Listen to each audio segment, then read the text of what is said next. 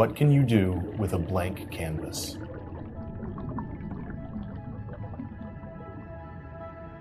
Well, anything you can dream.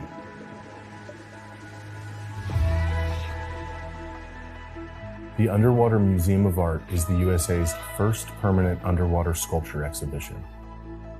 It's made possible through a collaborative partnership between the Cultural Arts Alliance of Walton County and the South Walton Artificial Reef Association. We never could have imagined what it would become. And now you get to watch as it all comes together. We're happy to have you as we go live off the coast of Grayton Beach, Florida for the 2024 UMA Sculpture Deployment.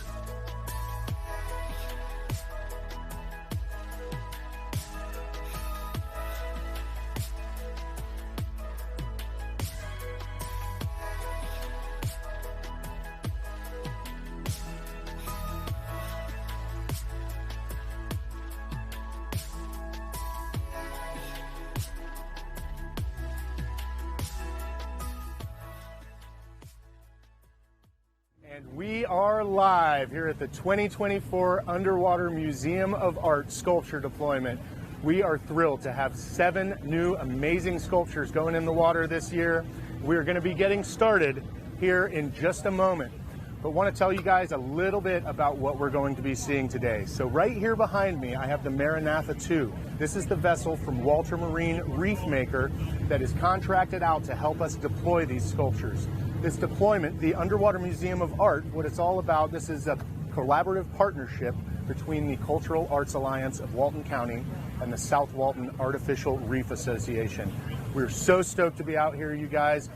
The live presentation here is sponsored by Visit South Walton.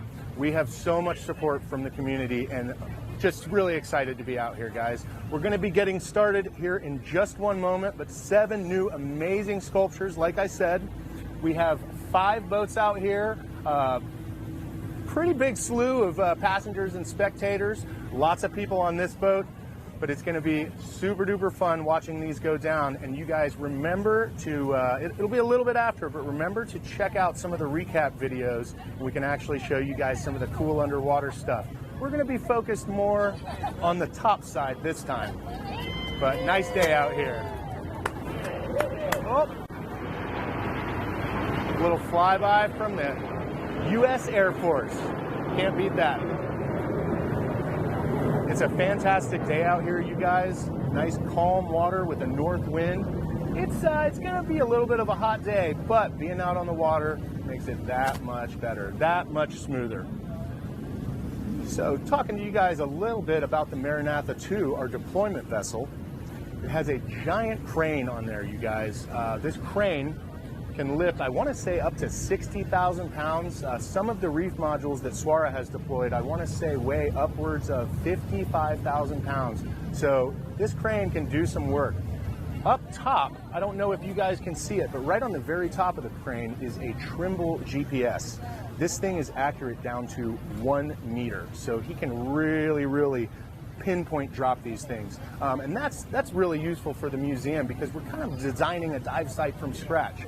The first deployment happened in 2018, so we are now on our 6th deployment. Could not be more excited to be here. All the support from the community, from all of our project partners.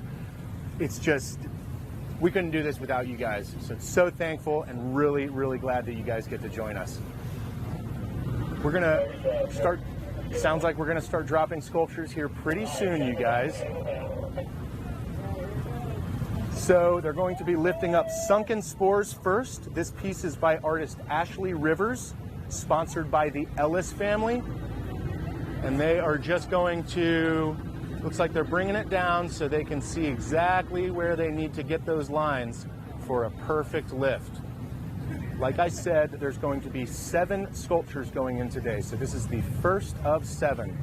And the spirit of this piece, what the artist was going for, so a mushroom, it goes with the biological network that is kind of like, it really helps connect all of that biology that's right beneath our feet when we're on land. A little different this time because it's a concrete mushroom and it is going to the bottom of the Gulf, but all in that same spirit of connecting that network down below us biologically by creating new habitat that all kinds of marine life can use, not just for food, shelter, protection, but it's a place to live. So here we go with that first lift, you guys. Coming up and about to go over. Let's give it a watch.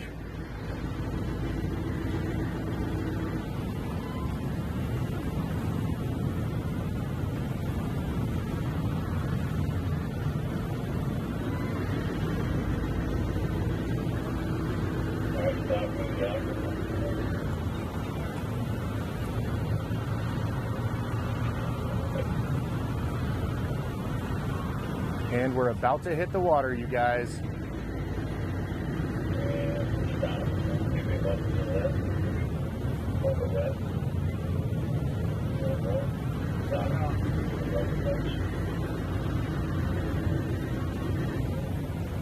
So guys, this is that pinpoint accuracy that I was talking about. The Maranatha II, this boat has dynamic positioning. So it's able to hold its position down to about 2 meters very, very steadily. So really all, Stuart, he's the captain of the Maranatha II and also one of the owners of Walter Marine. He doesn't have to move the boat. All they have to do is move the crane. And that makes it really, really easy, really, really smooth. All right, there they go. First sculpture down. 2024, you guys, very, very excited about this. Seeing the buoy drop below the surface means that we will not see that sculpture again until we dive down there. It's really exciting to see the first one go down. There's so much work that goes into this all year long, you guys, but Deployment Day is really the culmination of everything. We get to watch these pieces go down. We're out here with all of our friends. It's a great day. Building habitat and also connecting folks, connecting our local community with the arts in a really new, unique, and creative way. So now that cable is going to be coming back up and they're going to connect it to the next sculpture. We're going to keep on dropping these guys.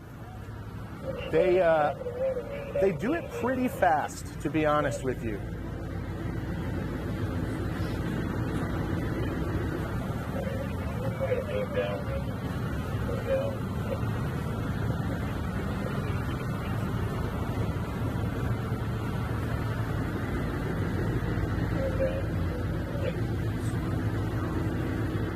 Something kind of fun, y'all. We do have some cameras under there right now that got placed right before deployment started. The objective there is to place them just so that we actually get to see the sculptures come down and land. It's a pretty cool sight when they plop right down with that really accurate placement. As soon as they hit the sand, there's a big cloud that comes out. We love seeing that, but we cross our fingers that it's not going to rustle up too much dust for the dive right after this.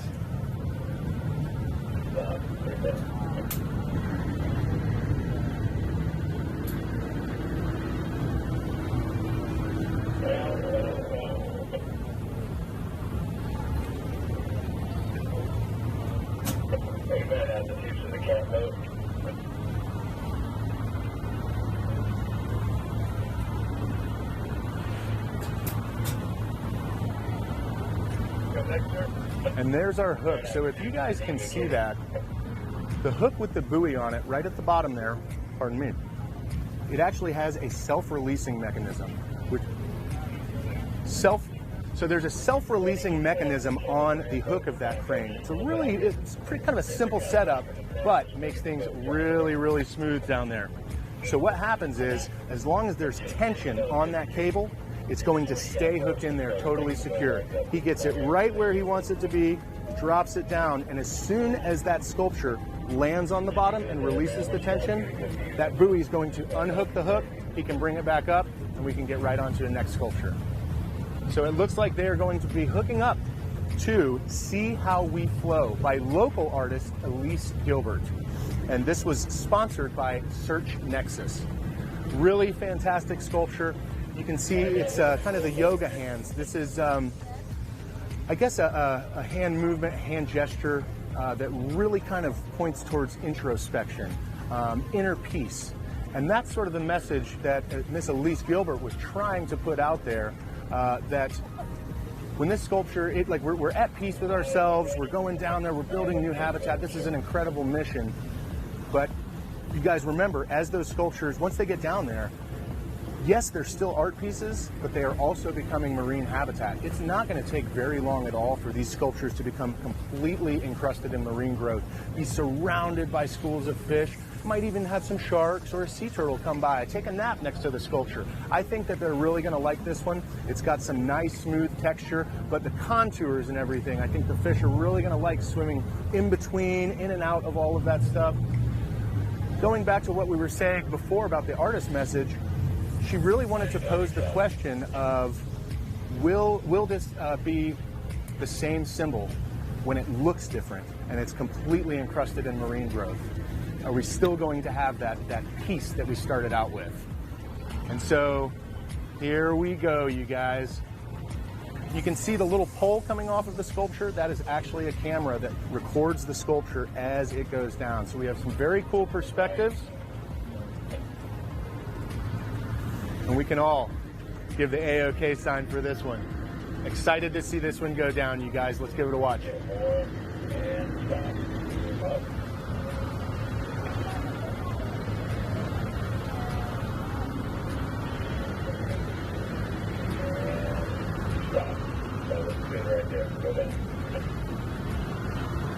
There's our splash.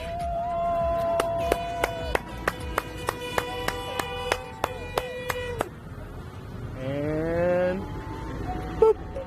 There's the buoy going down. We always love seeing that last splash as the pieces go down right below the water, right below the surface. It's a fantastic feeling, you guys. Right there, go down, down, down. Down, down, down. We love hearing that from the Maranatha. So you guys may notice there are these yellow lines, yellow ropes that are coming off of the sculptures. For the more generic reef modules that Walter Marine sometimes deploys, they can hook just directly into those. The sculptures tend to be a little bit different, a little bit more unique in their shape, in their design, and so those yellow lines allow us to do more of a custom lift job depending on the sculpture. But don't worry, Swara divers will be diving right after this to remove those ropes. We don't like to have anything that's plastic, that's polypro rope. We don't like to leave anything down there. So immediately after the deployment, divers will go down and remove those ropes, remove the cameras, and then the pieces are there for the rest of eternity.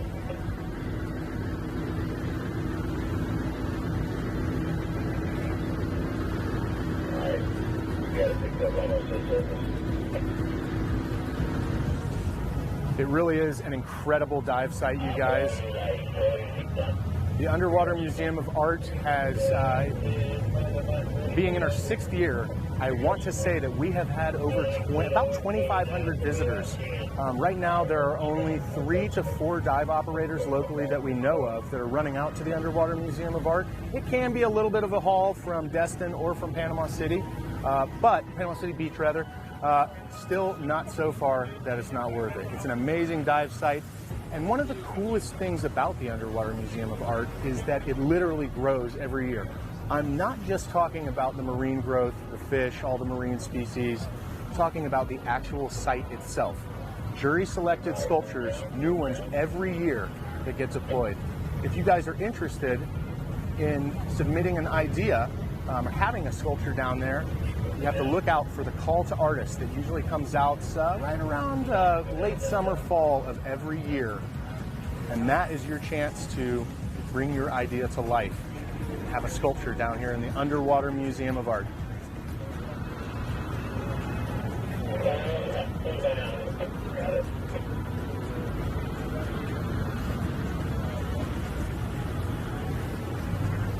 Doing all right?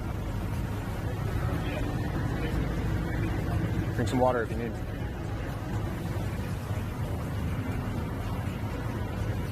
I'm on? Absolutely. So here we got the hook coming up again, you guys. Gonna get ready for our third sculpture going down. Like I said, this is gonna be moving pretty quick. They have this down to a science. Walter Marine, some of the best folks in the business. David Walter, who founded Walter Marine, that guy has some stories. His son Stuart, who's actually manning the up in the wheelhouse right now, he's the director of all this stuff, makes it all happen, makes sure that those sculptures are going exactly where they need to go. We call it the Underwater Museum of Art because it is the first permanent underwater sculpture exhibition in the United States. It's a museum because there's so many different sculptures. This isn't just like one sculpture that you swim to. It's kind of a, like in the Keys, I guess. You're going up to Christ of the Abyss or something. It's really cool to go see that one sculpture. But when you can swim throughout them and come back the following year and see something completely different, that's what it's all about.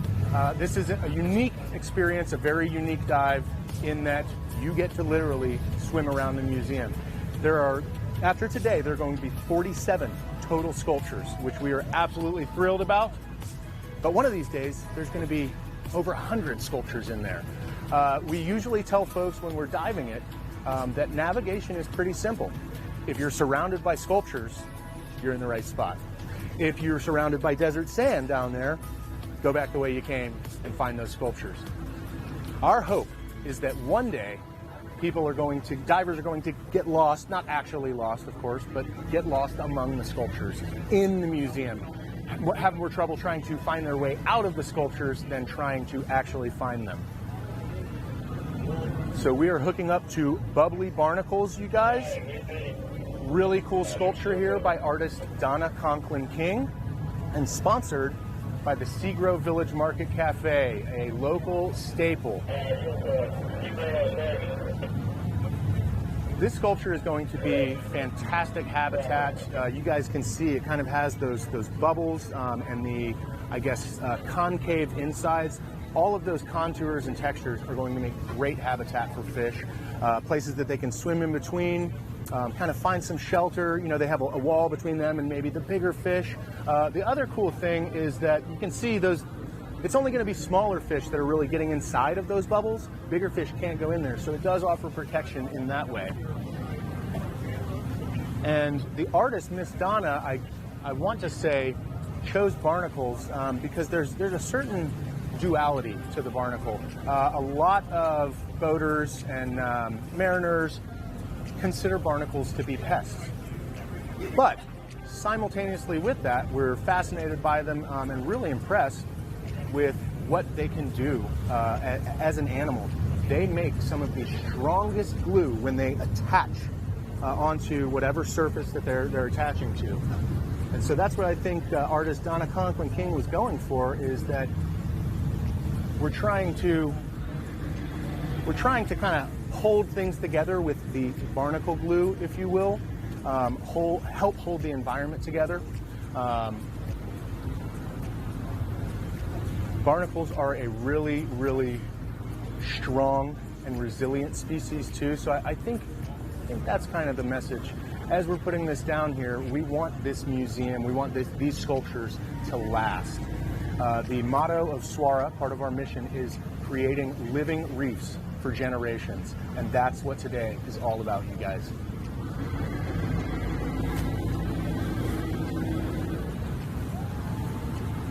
So it looks like we're making sure that our lifting points are all secure for that when they do lift it up. And here we go, you guys. Now we have tension, and you can see we're lifting off the deck.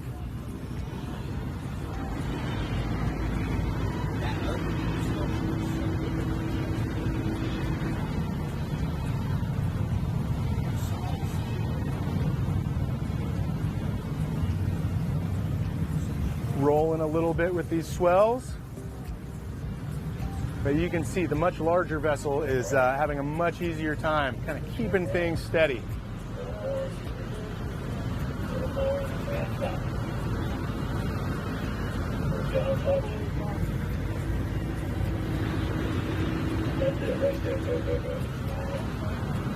Third sculpture, you guys, and it looks like they've hit their spot.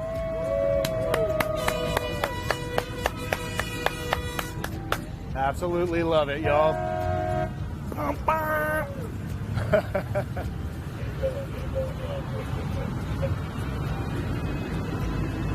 Watching these things kind of right before they go under the surface, and then the water just comes over them right at the last moment there. It's just a fantastic feeling. We do have some of the artists out here today. I want to say Miss Donna is here watching.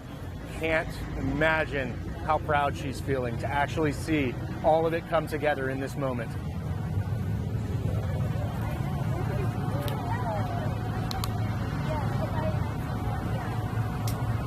So we got some of the Walter Marine crew waving at us. You guys, let's give another wave. Yeah, love those guys. Could not do any of this without them. I want to say that that is Kenneth and Will. We have been working with them for years now. They've been our deck crew. They know about these sculptures. They're super excited every time Deployment Day does come around. Again, we could not do it without them. Big thanks to the Walter Marine crew.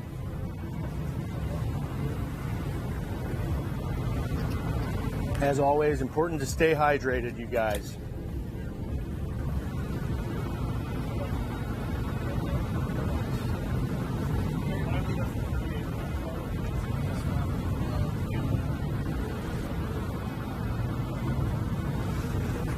So the next sculpture, a little bit different size, different shape, so they're gonna have to hook up to it a tiny bit differently. But this one is really cool, you guys. This sculpture is called Deep Sea 3 by artists Matthew Gemmel and David Showalter, and sponsored by Walter Marine Reef Maker. I think they really liked this sculpture. Looks like we're holding up for a second. I think it's all in the simplicity of the shapes. I want to say that the artists drew their inspiration from the patterns that present in platonic solids. And so you guys can kind of see these, this sculpture looks like interwoven triangles. It's going to make some great habitat down there because it's a lot of open, empty space in the middle of it. Larger creatures, while they may be able to swim through it, are going to look at it pretty much as a solid piece. So they're going to go around it. And you know what that means? Shelter for the smaller species.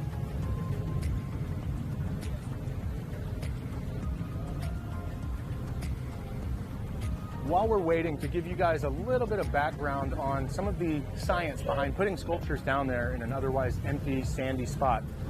Because it's so empty, just like the Great Plains or the Sahara Desert, there's not a whole lot of traffic. I'm talking about marine life. Oh, here we go. We are coming up.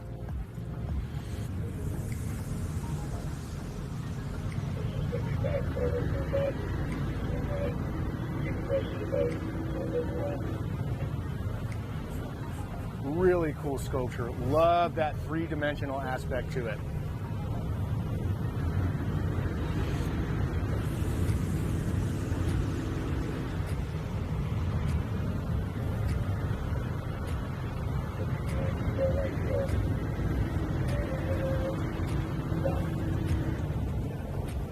Looks like he found his spot.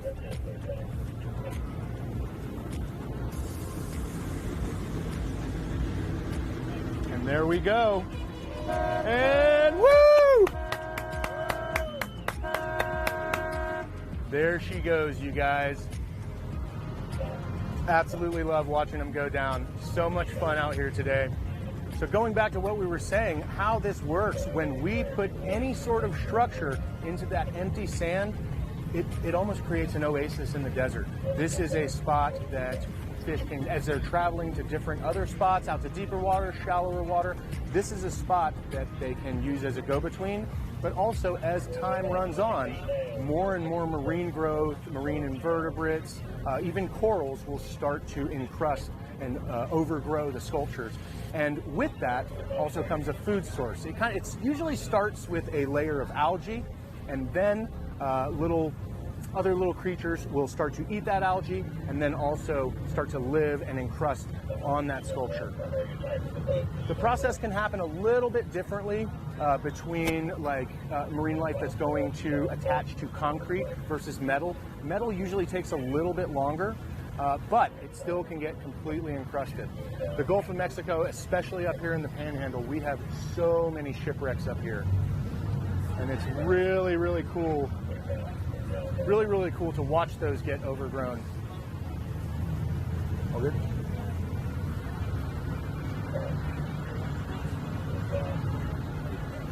So it looks like they're working on some of these sculpture cameras that are going to be going down with the sculptures. We can give them a second, but that is 4 sculptures down, you guys. We have 3 more to go.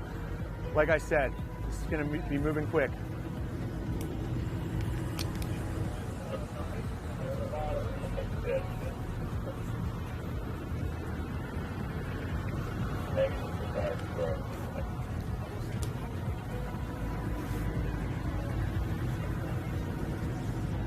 Looking good?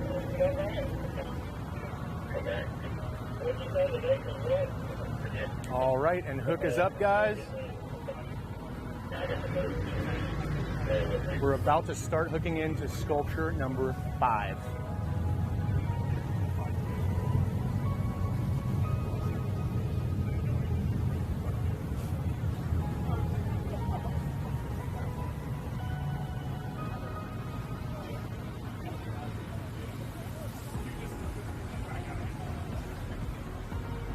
So guys, this next sculpture, if you have been on the Water Sound Sculpture Trail at all, this one may look a little bit familiar. I'll wait till you guys can get a view of it. But we're really excited about this one. The imagery is fantastic, and it's got some really cool stuff on the bottom that the fish are going to love.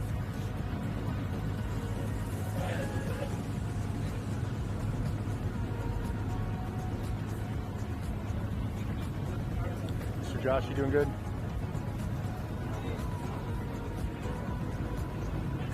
All right, guys, and there we have tension on our lines.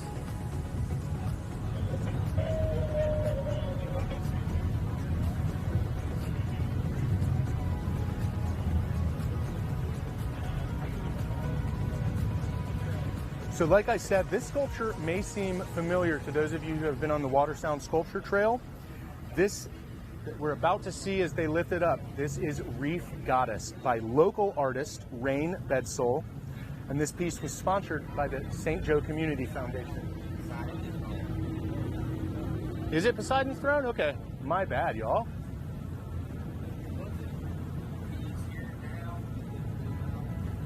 I thought they were hooking up to the one right behind it. Sorry to get that mixed up, you guys.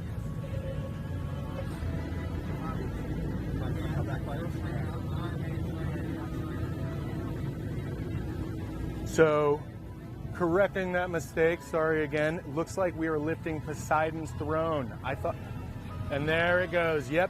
So, Poseidon's Throne is by artist Nathan Hoffman and sponsored by the Hilton Sandestin Beach Golf Resort and Spa. This one we're really excited about just because it's so darn big. Really cool sculpture. And the symbolism here is that it's Poseidon's throne, but it's empty. Where has Poseidon gone? That deeper message is the message that we all have the power to sit in the throne and care for our ocean.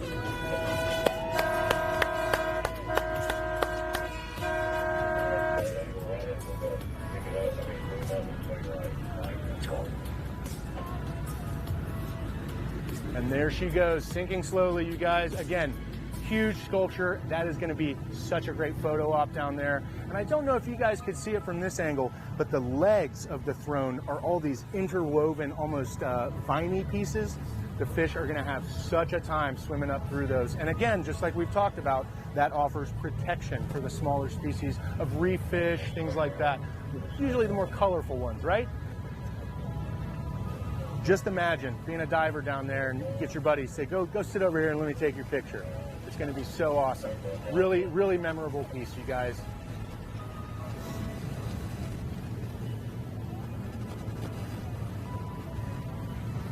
And that means we are down to just 2 now. I can't believe it's moving this fast.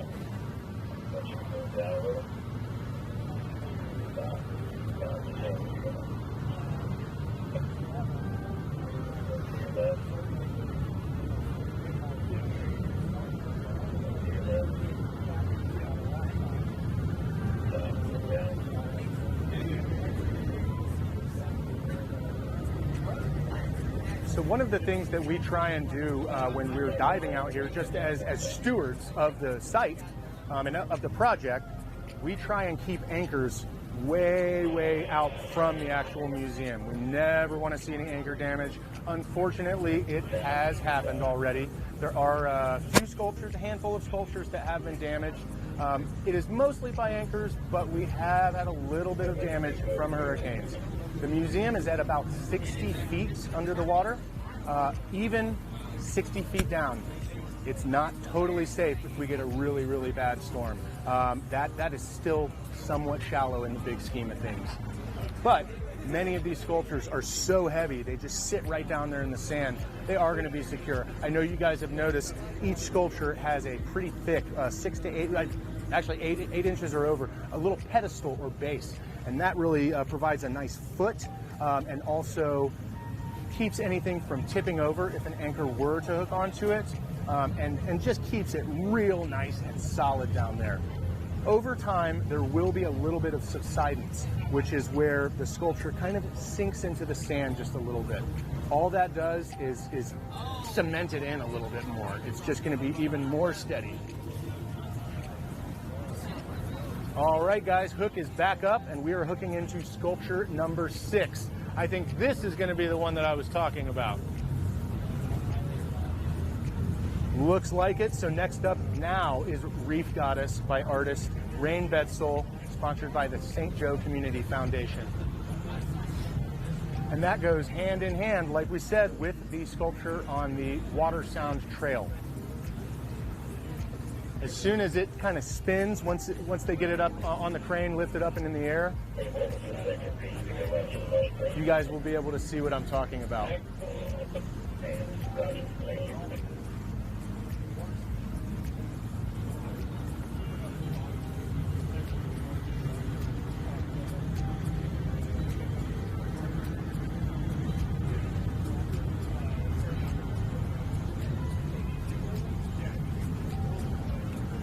In case you guys were wondering, while this is done by a whole bunch of volunteers and people that are passionate about this project, it's not just willy-nilly. It's not just a bunch of enthusiasts out here. We actually do have some county and state officials that need to supervise the whole process.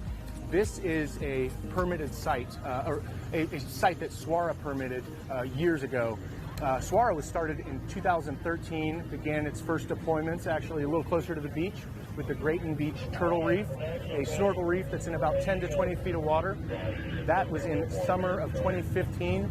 Since then, we have deployed over 1,600 individual artificial reef modules. These are some of our favorites, though, just because they're so unique. And one of the coolest things about the Underwater Museum, you know, SWARA has deployed, like I said, close to 2,000 individual reef modules in sites scattered up and down the beach between the county lines. But these sculptures, the fish don't mind as much. The fact that they're structured down there, that's really all they're looking for, is a place to hang out or a place to live, a place to grab a bite to eat. So whatever shape it is, I mean, as long as that's conducive for protection for them, and it's all gonna work. And here we are coming up, you guys. I'm sure we're gonna get the spin.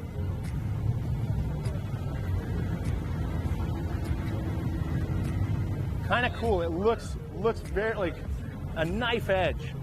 And here we come with that spin, and you can see the human figure with the cutouts. Little drops of water. How suiting, how fitting. And there we go, hitting the water. Reef Goddess going down. Going down to help offer her protection to the Underwater Museum of Art and its inhabitants. That is sculpture number 6, you guys. We are getting close.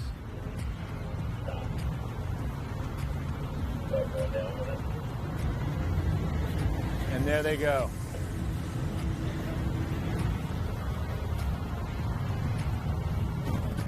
So the Underwater Museum of Art site where these sculptures are being dropped right now is actually about an acre. I would say close, just shy of 3/4 of an acre are occupied, a little bit less than that in terms of the footprint of the whole site itself. And that is just part of 9 total, I'm so sorry, you guys. So it's about an acre site total. The museum is not taking up 3/4 of that. There are other reef modules. There's kind of catty corner to the museum is another Swara fish dive reef site. We're right at about a mile offshore, just shy. So this is could even be accessible by kayak on a nice day. But it's really all about that footprint, like we were talking about. A place that the marine life knows they can go. Get a little breath, take a little break.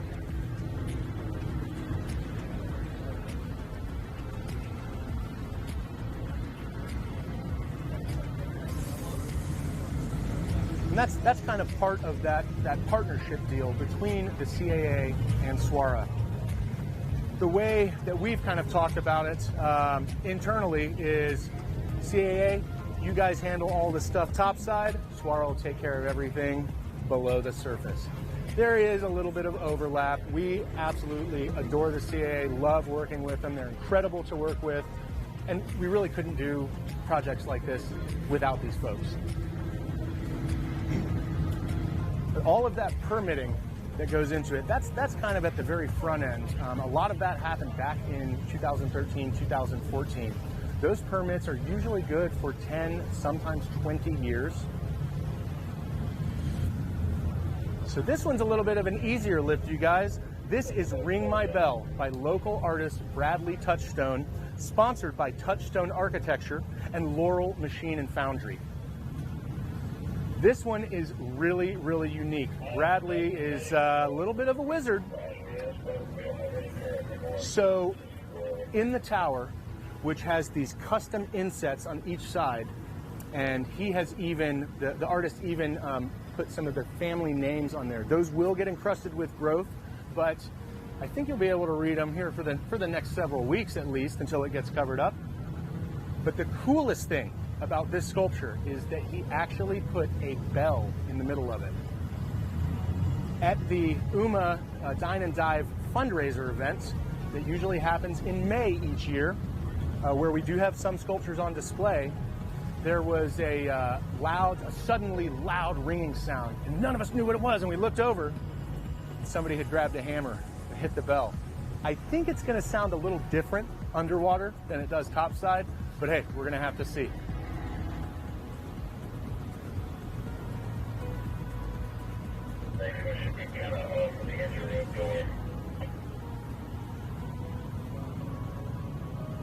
One thing I would like to bring up here, you guys, is again talking about the permitting, having county and state officials out here. There's a huge vetting process that all of these pieces and the whole project has to go through each year to make sure that we are sticking to the rules, sticking with the regulations, and not putting anything down there that's not supposed to be there. One of the features that every sculpture has to have is a turtle escape. Or if it's open enough and turtles can't get into it, then no problem. But like this, you may not be able to see it. It may look like a turtle could kind of swim into and possibly even get up in there, but there's actually little covers that protect a turtle from getting into somewhere where it might not be able to get out. We have to think about those kind of things because that's who we're really doing this for, the marine life. Such a cool sculpture, you guys. And you can see that camera kind of hanging off the side. That's going to be a great shot.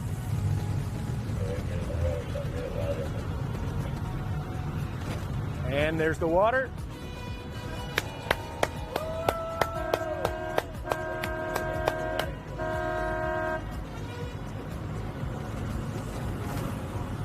Fantastic.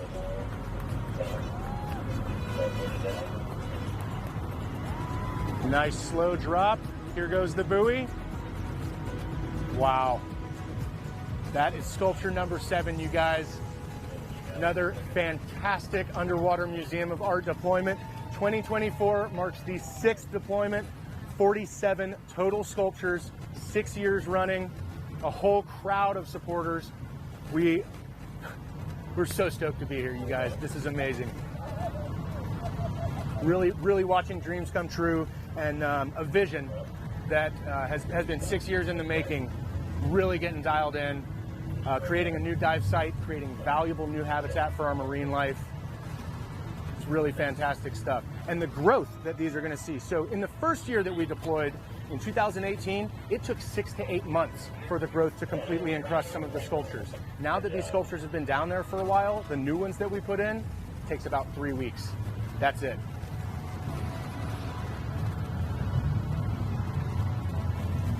Guys, we're absolutely thrilled. Thank you so much for coming out to watch this, for joining us on this live stream. We're going to keep on trying to bring it to you every year, keep you guys involved. We really want to connect with the community on this, get more divers out there. Thank you all so much for watching. We're going to catch you next time. See you guys.